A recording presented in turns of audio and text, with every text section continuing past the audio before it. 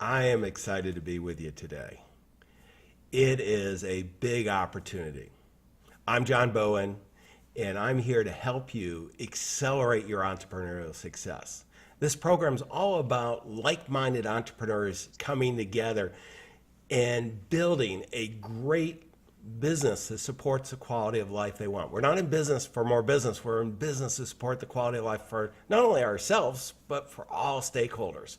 And one of the key elements that we're all looking to do is to bring a steady stream of new customers and clients. Even if you're successful, this is one of the things that we've got to do really well. And I tell you, I've got a very good friend, a great guest joining me today, and it's John Janstch from Duct Tape Marketing. John, thank you for joining us. The magic of Skype. You bet. My pleasure, John. Great to be with you and your community. Well, and we're just getting together on this, and this is, we're building the community. One of the things you and I both have participated in a lot of mastermind groups and networking, and you and I are doing some conferences together and some pretty amazing things. And what we see is there's a lot of groups out there for really entrepreneurs, particularly people that are just getting started, but there aren't as many for successful entrepreneurs that already have businesses, $5 million, $10 million, $20 million of revenue, and that's why we're getting together today. Yeah, I think that's a unique group too, because the other side of that is there are plenty of groups out there for that $100 and $200 million business, and it's that business that it's like the teenager that it's the training wheels have certainly come off. They figured out how to make money, and now what they're experiencing in a lot of cases is the chaos that comes from growth, or maybe the plateau that comes from only being able to grow to a certain level without the systems that you need to really take your business to the next level. It is, there is such an opportunity. I mean, in today's world with all the ambiguity, politically, economically, and socially, people, the entrepreneurs, they're there to help clients and customers. And one of the reasons why I wanted to have you join us right away is you've got, at the time of this recording, you've got, I'm holding up, John, your book here. This is pretty amazing. And I know it's one of several books that you've written, but tell me why you wrote this. Well, the book is called Duct Tape Selling, Think Like a Marketer, Sell Like a Superstar. And I really wrote that book predominantly for that independent salesperson or that sales team or that sales manager that is finding now that there's nobody left to cold call on, that the way people buy now has dramatically changed, and that people who are in the business of selling, and that's certainly marketers and entrepreneurs as well, have to really understand that they have to get involved in the customer's journey much earlier. They have to build authority and a reputation for expertise that makes me, as that buyer that's going out there, want to seek them out and have them come into my business and provide insight and value, as opposed to them reaching out to me and saying, hey, we want to sell you something. And some new tools and new mindsets really, I think, are in the market, and they need to be pervasive, not only from that salesperson who's changing the way they go about their work, but getting sales and marketing really on the same page has probably been the call that I've been really evangelizing the most, because I think that's where the real gap is. It's not just that sales have changed, it's that sales and marketing now have to be this totally in sync organization of one that to build relationships and to build profit in the market today. Well, and you and I are big believers in technology, and I think all the changes in technology have gone ahead and brought together some tools so that now marketing and sales can work like never before. I mean, it's pretty amazing. I mean, how are you seeing the technology being part of this? Well, I think organizations that really embrace this and journey are taking a tool like a CRM, like Salesforce, for example, and they're saying, okay, we've got audience development on the front end, and that's driven a great deal by content today and inbound marketing. But now the sales team can take that content and they can start connecting in social media, and they can start personalizing that content so that there's that seamless handoff to sales as opposed to the throw it over the wall. And then, of course, inside that same system, you've got the service people or the product delivery people or whatever your organization does, who can then also take advantage of that content, can start housing that content inside of a CRM, so they're actually working with customers on. And then we've got all this entire layer of marketing automation that used wisely can certainly start now figuring out who's our most interested prospect, who's our prospect that we need to give this information to, who's our prospect we need to nurture in a different way. And I think that our organizations that figure out how to hook all of that together seamlessly are finding that they are able to not force people down on this journey like the marketing funnel that we used to talk about. They're actually able to guide people in participating in a journey that they want to go on. Well, I think, John, one of the things that I really appreciate in having the opportunity to follow you before I knew you, I mean, you've been out there, you've been using the technology. I really started, my primary business is coaching financial advisors, and I've had the good opportunity over the last 4 years now, being on this journey of using the tools you're talking about, Salesforce, some of the marketing automation, and looking to experts like yourself and others to pull together. And I've been blown away with the impact. I mean, it's just amazing when it comes together. And the sales guys like the marketing guys when it comes together. Well, yeah, and it's also, I mean, one of the dangers is that we can be robots with it. Now we never have to talk to anybody. And I think the organizations that truly get it use it as a way to be efficient, to be effective, to give people what they want when they want it, but then also realize that a great deal of that salesperson's job is to show up and provide insight, to show up and really personalize that information and really still give that human touch. People still buy and continue to buy based on the experience they have, and no amount of marketing automation is going to create a great customer experience. Yeah, I always look at it as what marketing automation is really good at is starting a conversation versus, I mean, at the end of the day, nothing significant happens by, you and I have a lot of internet marketing friends and they all want everybody to hit the button to buy. And, for a book that works. But if you're, buying a $20,000 widget, whatever you are as, our fellow entrepreneurs are, I mean, people usually want to talk for $20,000, $100,000, $1 million. They want a conversation.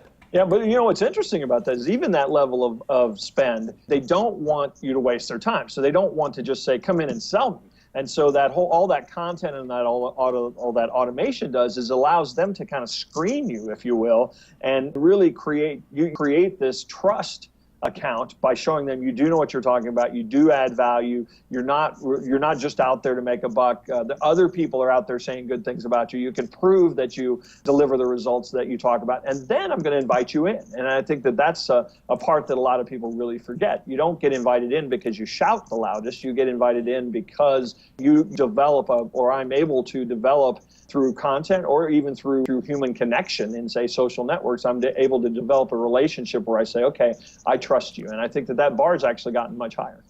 Yeah, John, let's talk about that just for a second. And then I want to go into your background because you didn't start at the top here. But, one of the elements, you and I are both big believers in content. And, what we're seeing is that people, in the old days, a classic example, the old days, we used to buy a car. We did do all the research on the internet and so on. We showed up, went to a number of dealerships and all this. I mean, the last car I bought for my wife, we never went to the dealership.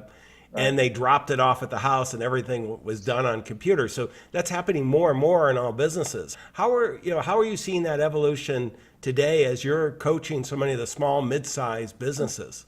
Well, first off, it's the price of admission now. If you don't have the web app, you don't have the mobile app, you don't have numerous ways for me to contact you and consume your content in the way I want, you're not going to be invited to the dance. So that's really price of admission now. I mean, if you had decided that's the way you wanted to buy a car and that's the way that 4, 5, 6 other dealers or automakers were actually able to provide that experience. If I'm not providing that experience, then I'm never going to see you. You're never going to be a prospect for me.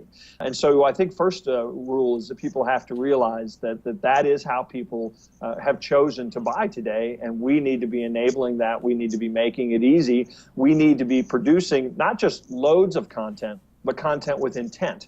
So we need to be producing certainly that content that shows people who we are, that tells people we know what we're talking about, but then we also need to be producing content that builds trust, that educates on, okay, how not only is this the right car for you, but here is how this car is built. Here's how this car is going to save you money. This is when we start to consider that decision or that buying decision. Today, we need to get our customers involved in producing content. So I'm guessing that auto dealer, if they're on the ball, would love to take a video of you explaining how incredible this experience it was, because obviously you're out there talking about it. I'm assuming it was a good experience, so we have to make that as an intentional element. And then finally, there is that content that converts somebody. So somebody has moved along to the journey with us, and now they trust us, and now they're talking to us about how we might solve their problem. What are we doing to tip the scales, to actually convince them that, yes, this is a mutually beneficial decision on your part? And so a lot of people get stuck in this idea of content, and they simply think it just means more is more, or I need to wake up on Monday and write a blog post. But content needs to have you need to have very specific types of content in the way people want to consume it with very specific intentions. Yeah, John, let's just stay on this for a second, because this is you and I have seen so many people, entrepreneurs, our fellow entrepreneurs, spend a lot of money bringing in the technology. Right. And they buy Salesforce, they buy Marketo, Eloqua, HubSpot, one of your partners, and these are all great tools, but they're not very good. We don't anymore. At least we don't keep them in the box; they're in the cloud. But they have this, and they start putting it together. And how did you start on this journey of content building? Because it's a little scary when you first start on this, even if you've got a very successful business and somebody's telling you got to create all this content, this blog, these podcasts. This is a lot.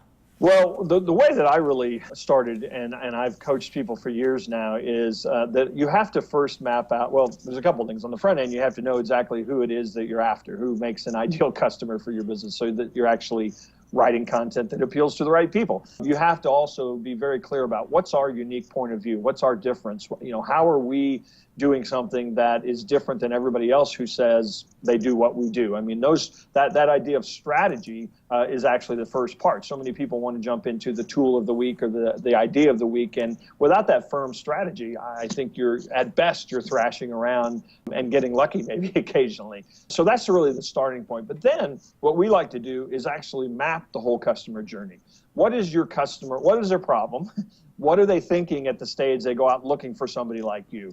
What is going to make them move to the next stage, and to the next stage, and to the next stage? And we call that the marketing hourglass. And there are 7 stages: know, like, trust, try, buy, repeat, and refer.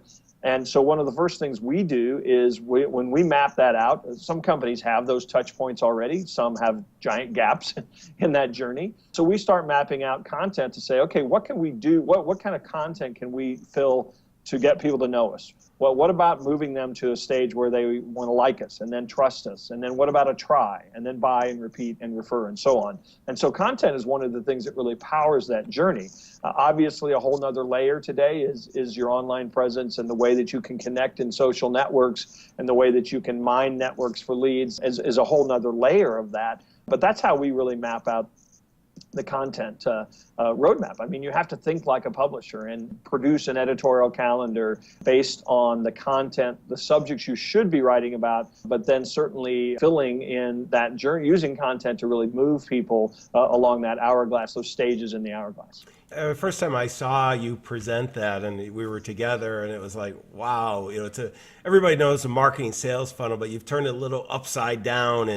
And I'm going to encourage, let me put up on the screen for those of you watching the video podcast versus listening to us on the audio. I'm going to put up, John, your website, because, you've got so much content. What is the website address? It's just Duct Tape Marketing. That's DUCTTAPE marketing.com. And yes, I've been writing a blog there since about 2003, and I do have a podcast myself, which I've had for a number of years, and I have the newsletter that we put out, and about 12 or so ebooks, and so yeah, there's a tremendous collection of content that really. And one of the things, as we were talking about content, and you were saying, well, gosh, how do you get to this? One of the things is you realize it's a long-term game. You're in it to build community. You're in it to build momentum. You're in it to build search traffic. And all of those things become an asset if you invest in that production of content and you use it and distribute it wisely. Well, one of the things I really like, John, about you, there's a lot of things I like, but what I really like is you're walking the talk. Right. You and I know a whole bunch of self-appointed gurus out there that raise their hand and say, let me show you how to do it, but they've never done it. What I'd love to, maybe just touch on 2 success stories, your own. I know you're humble on this, but just kind of the activity that's generated from your content marketing, then maybe an example of someone that might resonate with our entrepreneurial community that we're building here. Well, sure. So I really started in about 2003 in this online journey where I said, you know what, I love working with small to mid-sized businesses, but they have some of the biggest. They have some of the same challenges, I should say, as much larger organizations, but not the same budgets or attention spans or buying processes. And so at that point I said, I'm going to create a system. I'm going to turn marketing into a system. I'm going to start walking into business owners and saying, look, I know you need this and you need that, but here's what I'm going to do. Here's what you're going to do.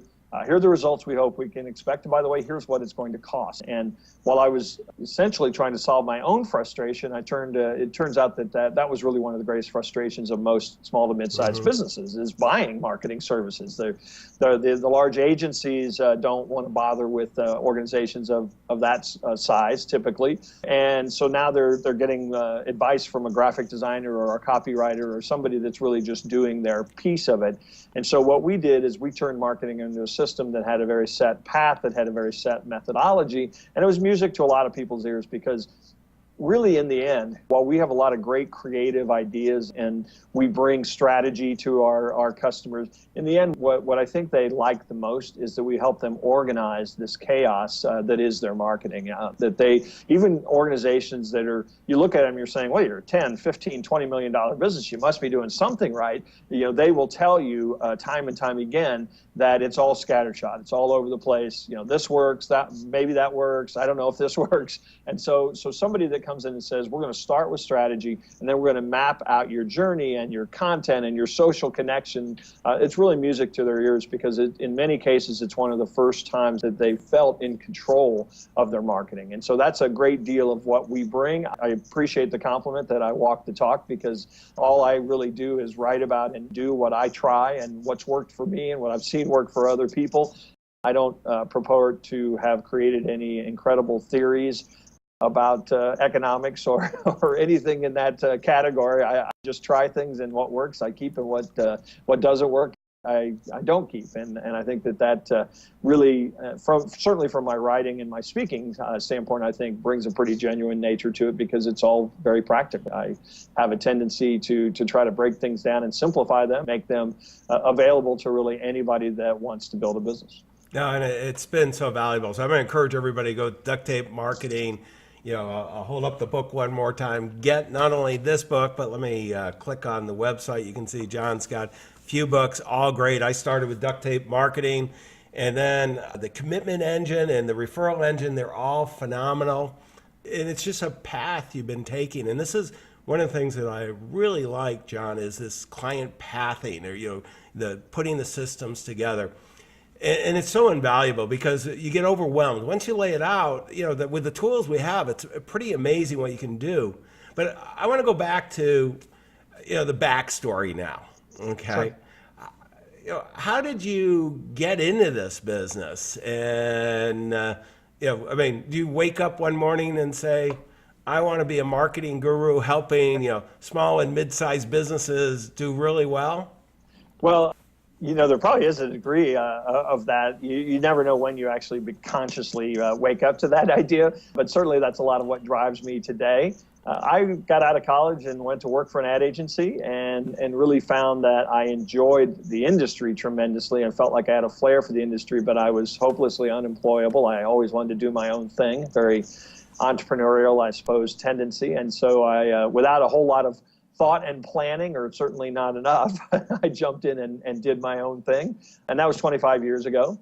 And at that time, I really kind of followed the path that I'd seen everybody else doing. I built a traditional agency to a certain size and had employees, and most of our clients were fairly large businesses. We were doing a lot of project work for very large businesses. But I found that every now and then I would just really get hooked on that startup or that entrepreneur or that high growth business that was still just spinning plates and just, having a blast, but, really on the brink of losing their minds sometimes because they couldn't figure this marketing out. And I found that I just loved the energy of that size of company. And so really my switch or my invention of this thing called duct tape marketing was really in an effort to serve that type of organization and to say, what could I bring to the world that would allow me to serve that type of organization? And fortunately, that not only resonated with the clientele that I built locally. I started having people, because I was writing about it and I was documenting my methodology and had determined that I wanted to sell this methodology. I could benefit the most people by selling this methodology online. So I started receiving requests from independent marketing consultants really around the world who wanted to use my methodology and my system. And so I started and now run also the Duct Tape Marketing Consultant Network. And I have about 100 consultants around the world that use our technology, use our methodology, and all of the tools and systems that I've built to work with literally thousands of small to mid-sized businesses now in many places around the world, mostly North America, but certainly some other places around the world as well. So I think what I really hooked onto was this idea of helping small and mid-sized businesses get their lives back through marketing, which seems a little odd, but I think that I think owning your own small business is one of the most gratifying, fulfilling things that you can do. But I also see a lot of folks out there that are getting the life sucked out of them because they really are on this hamster wheel. And a lot of what we do is show them how to get off of that, how to get control of their business, how to predictively grow revenue, how to measure, how to figure out what works and doesn't work. And I think that for a lot of businesses, that happens to be one of the most freeing things that we can bring to them. Yeah, John, one of the things that, really it's amazing. We just did a study of successful individuals, and one of the cuts was on entrepreneurs. And we said, we looked to see at $1 million of financial assets, where it's kind of the beginning of being independent. 1 out of 3 having $1 million to $5 million of financial assets had an entrepreneurial interest. Small business typically. When they had 5 to 25 million, 3 out of 4 had an entrepreneurial interest. And when we went to 25 million and more financial assets independent of the business, it was 90% of that wealth came through entrepreneurial endeavors. So, to accomplish, and for many of us accomplish our goals, we've got to build our businesses. We've got to have, to the extent we can have systemic marketing where we're attracting the right people to us so we can have these great conversations. I mean, it's invaluable. Tell me, John, what you're most passionate about now? Gosh, I think that one of the things that I personally am passionate about, one of the things that the growth of my brand has allowed me to do is I start to get called on now by a lot of organizations who have come to the conclusion that marketing is really everything. And regardless of what the company sells or what the balance sheet says, that really marketing is pervasive. Not just in getting their products out there, but internally attracting staff, in the culture of the business. And so one of the things I've really been passionate about is the invitations that I'm now getting to come into organizations and really look at their entire planning, how they prioritize, how they focus, how they build a culture that really attracts people to their big idea, their why they do what they do. I still do it under the banner of marketing, because I think that nothing kills a business's marketing faster than having employees that aren't on the same page, or worse, disgruntled, not having priorities planned out, having the CEO of the organization still doing work that is not high payoff work for the organization. And so really helping, again, still under the banner of marketing, really helping organizations figure out that to some degree, to a large degree, that marketing touches everything, and that if we're going to really build a business through marketing, we have to look at things like culture and clarity and purpose too. And I look at it, in the small, mid-sized businesses, if we're not growing at about 20 to 40% a year, then the ability to attract not only great clients, but great teammates and strategic partners. We don't grow more than 40%. We worry about it breaking up a bit, and under 20 and certainly, shrinking, it's not a very attractive. So this is such a critical, you got to have a great client experience. You've got to also have the ability to start those conversations and find the right people. Well, and I think, and it starts, I think, and I know this term gets bantered around in a very negative way sometimes, but it starts with really understanding your purpose and your mission to begin with, because I think that's what everything builds from. And it doesn't. I'm not saying there's good missions and bad missions necessarily, but it comes from that total focus where you can go out and start telling people, here's why we do what we do, and they decide whether or not that's interesting to them. Yeah, I mean, and it should be, if you're the lead entrepreneur, you want to, I mean, this is your signature, you're building your company, and you want to enroll the team in this. And it's amazing what we can, nothing that great ever is accomplished by one person, but enrolling people in an inspiring vision is just a big part of having successful marketing. Well, and what I see a lot of people that are very successful is they actually look, I mean, this is authentic. You don't make this stuff up, but they actually find, what's our quest? What's our big thing that we're taking on? And all the great, I mean, you can name all the cliche names, the Apples and whatnot of the world. That's how they started. It's, we're against this, or we're fighting this, or we're trying to bring X to the world. Do you want to join this quest? And as simple and silly as that might sound for your business, I think until you find what quest or what big idea that you connect to, it will, for many days, feel just like the grind. Well, and it attracts. I mean, when you have that big idea for your audience, they want to hang out with you and become clients, and not only do one thing with you, but become part, the common tribe, community, whatever term we use. John, I've got you here. One of the things we have as a feature is the app of the day. What share with me one of the apps that you're real excited about that you use that's serving you well. Well, there's one that I use every single day, and it is the simplest, free, non-sexy app on the planet. So set it up that way. I'm really selling it, aren't I? It's a tool called Workflowy, and it is described as an outliner, and that's really what it is. If you go there, and actually it's so simple that some people go there and go, I don't get it. But what it is a blank screen, essentially, that has very little tools, very little ability for you to do anything but to create outlines.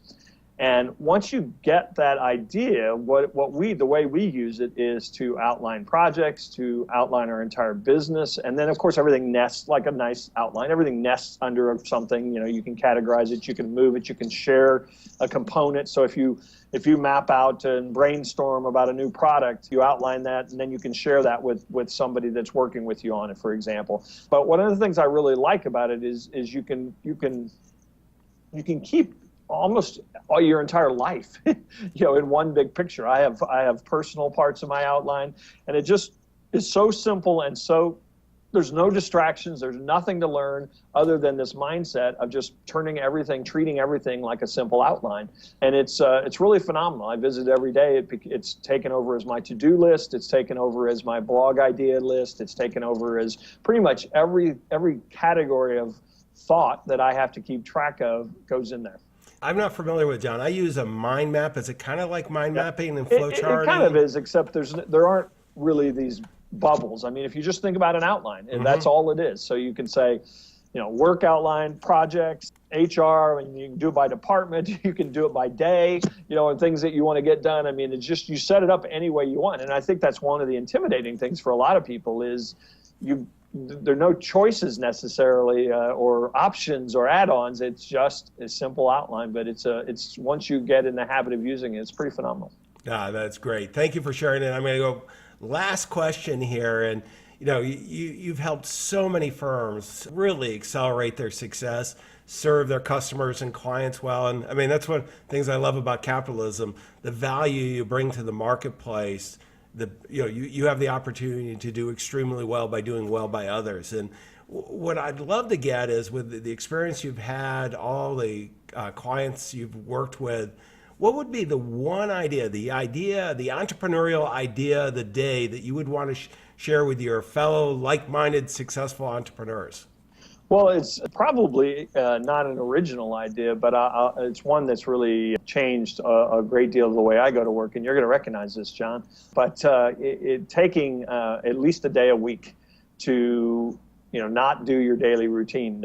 You call it a focus day or whatever you Our might want to friend call Dan it. Sullivan Our calls it a friend Dan focus Sullivan. day. Yeah, Exactly. And that I think that idea, probably more than anything else, revolutionized the way that I go to work, because it one of the things I think particularly CEOs of organizations are really bad about is getting away, letting go of stuff, getting away for a day, focusing on the highest payoff activities. And I think that idea of saying, look, I know you started this, I know it's your baby, I know you know how to do everything better than everybody else here, but we need to say, here are your 3 activities, because this is how the company grows and this is how the company makes money, and you need to take a day a week and work on those 3 things, whatever they are.